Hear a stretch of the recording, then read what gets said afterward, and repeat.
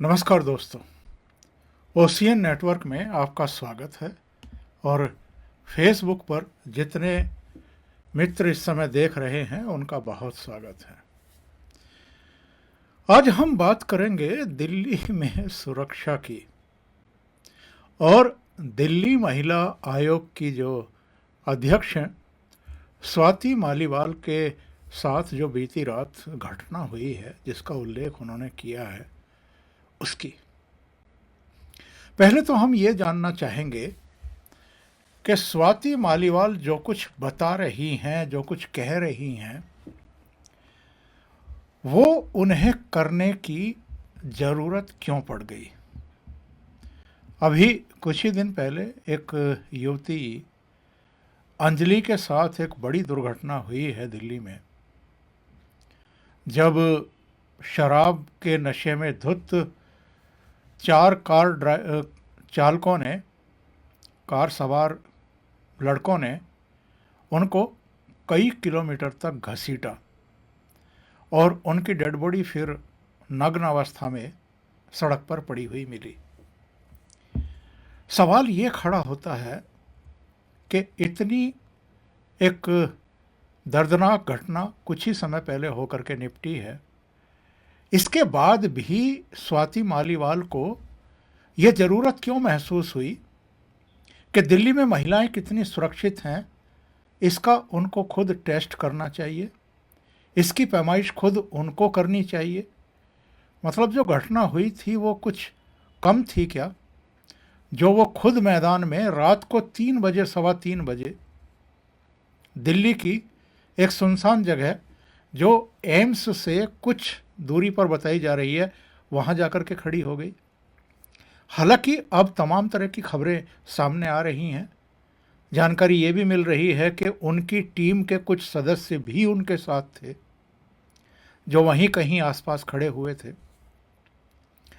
कई सवाल मेरे मन में उठते हैं और विशेषकर जो पूरा घटनाक्रम स्वाति मालीवाल ने बताया है मीडिया को, जो वीडियो जारी किया है, उसके बाद कुछ सवाल खड़े हो रहे हैं।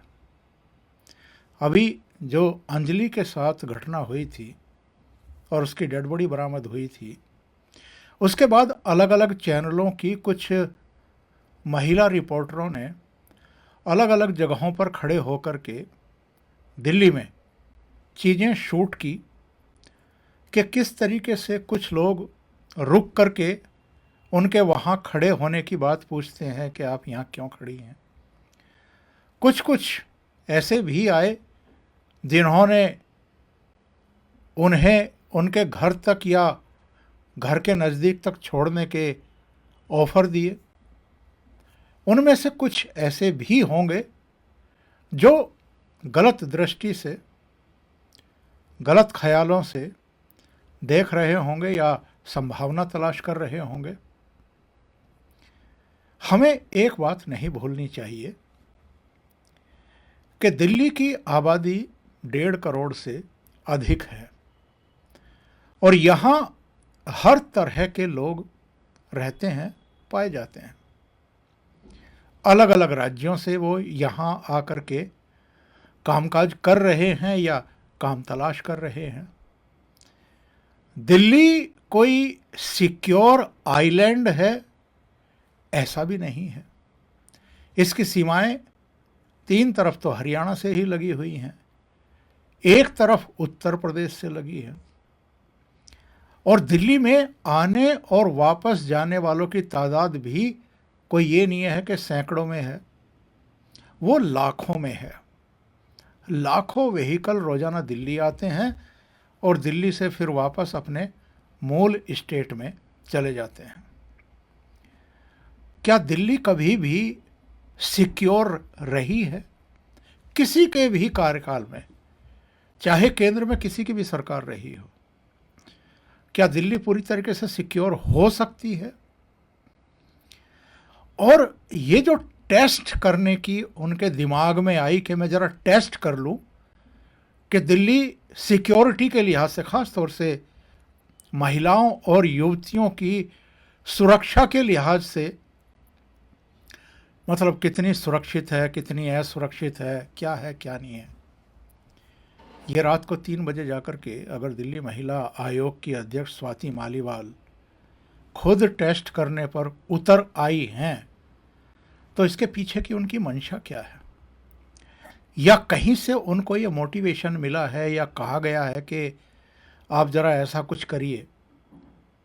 और ये ऐसे समय ही क्यों किया उन्होंने जब अरविंद केजरीवाल की सरकार का फिर से दिल्ली के उपराज्यपाल वीके सक्सेना के साथ एक तरीके से ज़बरदस्त तनाव चल रहा है।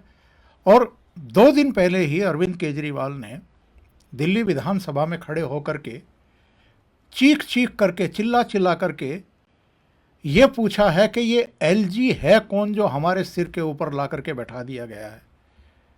यानी एलजी के जरिए वो एक तरीके से होम मिनिस्टर पर और मोदी सरकार पर हमलावर दिखाई दिए। अरविंद केजरीवाल ने ही स्वाति मालीवाल को दिल्ली महिला आयोग का अध्यक्ष बनाया है, नियुक्त किया है। स्वाति मालीवाल से यह पूछा जाना चाहिए कि आपने ये टेस्ट खुद करने की क्यों ठान ली? आपको क्या वो जो टेलीविज़न चैनलों की महिला रिपोर्टर थी उनकी रिपोर्ट देख करके संतुष्टि नहीं हुई कि दिल्ली सुरक्षित है कि असुरक्षित है? जो अंजलि के साथ हुआ या कई साल पहले निर्भया के साथ हुआ था, क्या वो इनको ये बताने के लिए काफ़ी नहीं है कि दिल्ली महिलाओं के लिए कम से कम रात्रि काल में देर रात सुरक्षित नहीं है? क्या इनको ये पता नहीं है कि यहाँ दिल्ली में ऐसे बहुत सारे तत्व हैं जो रात्रि में विचरण करते हैं कुछ गलत करने के लिए या कुछ संभावना तलाश करने के लिए? क्या इनको ये जानकारी नहीं है कि दिल्ली के अलग अलग हिस्सों में रात्रि के समय जिस्म फरोशी का भी धंधा चलता है? बहुत सारी जगहों पर कॉल गर्ल या कुछ इस तरह के तत्व जो हैं वो इजीली लोगों को उपलब्ध हो जाते हैं और वो उनको लेकर के अपनी रातें रंगीन करने के लिए कहीं चले जाते हैं। क्या स्वाति मालीवाल को ये पता नहीं है? और अगर आप ऐसी जगह खड़ी होती हैं या अलग अलग चैनलों की रिपोर्टर भी जा कर के खड़ी होती हैं केवल टेस्ट करने के लिए या अपनी रिपोर्ट बनाने के लिए या एक सनसनीखेज रिपोर्ट दिखा करके टीआरपी लूटने के लिए, तो आपसे किस किस तरह के लोग आकर के मिल सकते हैं, किस किस तरह के सवाल आपसे कर सकते हैं, क्या क्या ऑफ़र आपको दे सकते हैं? ये टेस्ट करने की क्या ज़रूरत है? दूसरी बात, अगर आपने ये स्टंट करने का ठान ही लिया था कि आप ये स्टंट करेंगे और दिल्ली पुलिस को कटघरे में खड़ा करेंगे या दिल्ली पुलिस के जरिए लेफ्टिनेंट गवर्नर को कटघरे में खड़ा करेंगे या होम मिनिस्ट्री को और मोदी सरकार को कटघरे में खड़ा करेंगे, तो फिर अपने साथ पुलिस के 1-2 जवान ले जाने चाहिए थे। कोई ऐसा ही यानी दरोगा को ले जाया जा सकता था जो कहीं आसपास छुप करके खड़े हो जाते। और अगर कोई इस तरह की हरकत कर रहा है जिस तरह की हरकत ये बता रही हैं, तो वहीं आगे कुछ पुलिस वालों को खड़ा करके उसको थामा जा सकता था, उसको वहीं पर गिरफ्तार किया जा सकता था, हिरासत में लिया जा सकता था।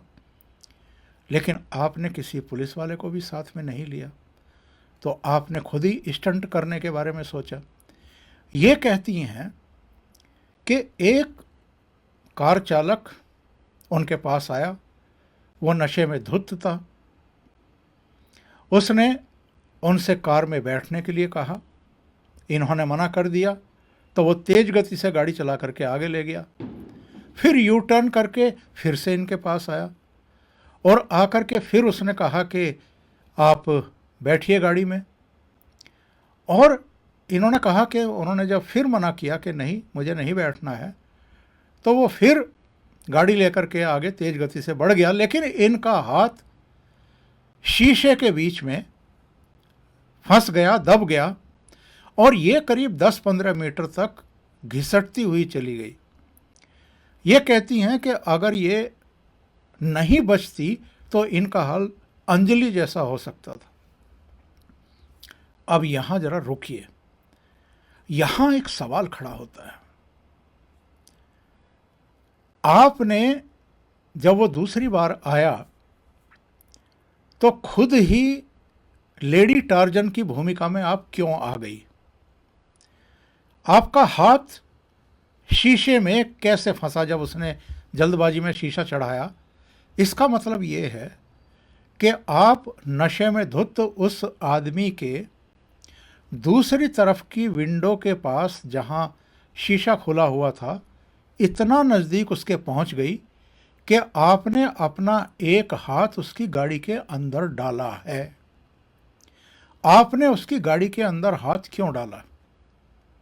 क्योंकि जब उसे लगा कि कुछ गलत हो रहा है तो उसने जल्दबाजी में शीशा चढ़ाया होगा, और अगर आपका हाथ उसकी गाड़ी के भीतर नहीं था तो आपका हाथ उसमें फंसने वाला था भी नहीं। तो आप उस गाड़ी के ड्राइवर के इतना नज़दीक तक क्यों पहुंची? नंबर 2, जब आपने ये हरकत की या इस तरह के प्रयास किए तो आपकी टीम वाले वहां क्या कर रहे थे? आपकी टीम वाले क्या तुरंत आपके पास आए? और उन्होंने आपको रोकना चाहिए था कि आप हाथ गाड़ी के अंदर मत डालिए। रात को 3 बजे, सवा 3 बजे एक नशे में धुत आदमी जो आपके ऊपर अटेम्प्ट करने की कोशिश कर रहा है या आपको अपने साथ ले जाने के लिए प्रेशराइज कर रहा है, आप उसकी गाड़ी में हाथ क्यों डाल रही हैं? इस बात का जवाब स्वाति मालीवाल को देना चाहिए। एक वो गाना है पुराना, कहा भी ना जाए और रहा भी ना जाए।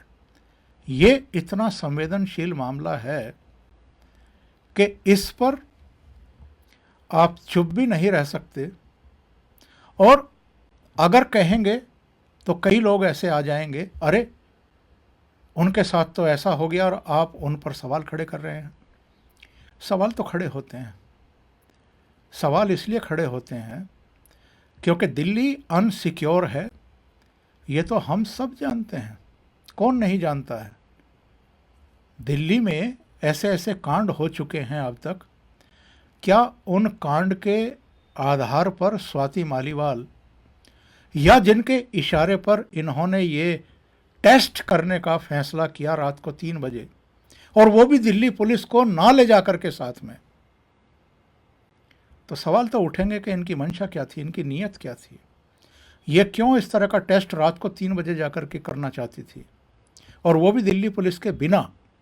और जब ये घटना घट गई उसके बाद दिल्ली पुलिस को इत्तला दी जा रही है, और फिर नाकेबंदी हुई। जो गाड़ी बताई गई, जाहिर है उसका नंबर भी इनके पास था।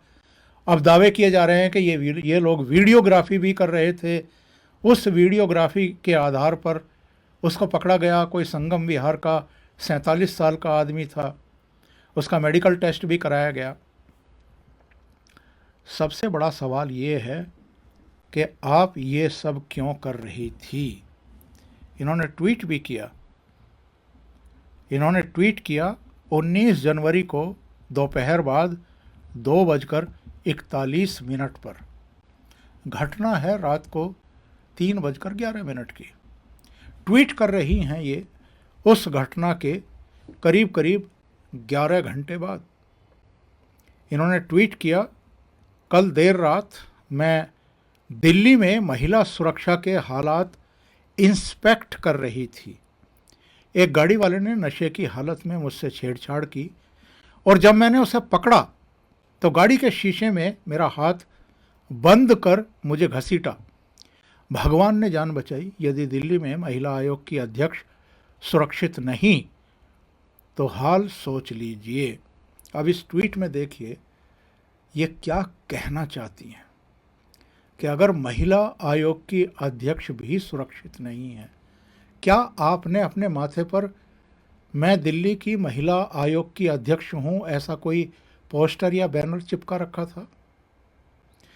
क्या जिस आदमी ने नशे में आपके साथ छेड़छाड़ करने की कोशिश की या आपको ऑफ़र दिया कि आप गाड़ी में बैठिए, उसको पता था कि आप दिल्ली महिला आयोग की अध्यक्ष हैं, इसीलिए उसने कहा कि आइए आप गाड़ी में बैठिए। ये सारे सवाल ऐसे हैं जिनके जवाब इनके पास नहीं होंगे, इनके मुख्यमंत्री के पास भी नहीं होंगे। सवाल तो उठेंगे स्वाति मालीवाल जी, आप रात को 3 बजे जाकर के इंस्पेक्ट कर रही हैं और दिल्ली पुलिस को जानकारी ही नहीं है कि आप इंस्पेक्ट कर रही हैं, तो अकेले आप क्यों गई?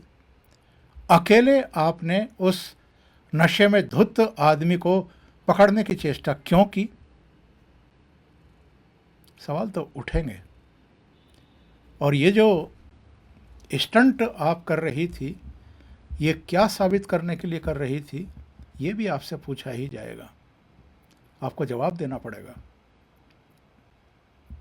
किसी के साथ कोई दुर्घटना हो जाए वो तो समझ में आता है, क्योंकि दिल्ली में तो हर तरह के लोग रहते हैं, नशेबाज भी हैं, और ये नशा कौन परोस रहा है क्या मुझे बताने की ज़रूरत है?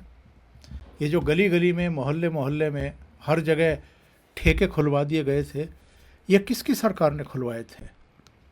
और नशा करके अगर कोई रात को दिल्ली की सड़कों पर भूखे भेड़िए की तरह टहलता है और अकेली दुकेली खड़ी हुई महिलाओं में संभावनाएं तलाश करता है, तो ये हालात किसने क्रिएट किए हैं? और अगर अरविंद केजरीवाल की सरकार ने ही किए हैं, तो फिर इसके लिए आप दिल्ली पुलिस को या केंद्र के गृह मंत्रालय को या मोदी सरकार को कैसे जिम्मेदार ठहरा सकती हैं? क्या हर जगह पर पुलिस का जवान तैनात किया जा सकता है? क्या हर जगह ये हो सकता है? क्या संभव है ये? बहुत सारे सवाल उठ रहे हैं जिनके जवाब इनको देने चाहिए। अभी के लिए इतना ही। बहुत बहुत धन्यवाद। अगर आपको ये चैनल और इसके कंटेंट पसंद आ रहे हैं तो लाइक करें, कमेंट करें, वीडियो को शेयर भी करें। अभी तक अगर आपने ये चैनल सब्सक्राइब नहीं किया है तो सब्सक्राइब कर लें और साथ में लगे बेल आइकॉन को दबा दें ताकि आगे आने वाले वीडियो और उनके नोटिफिकेशन आप तक पहुंचते रहें। बहुत बहुत धन्यवाद। नमस्कार।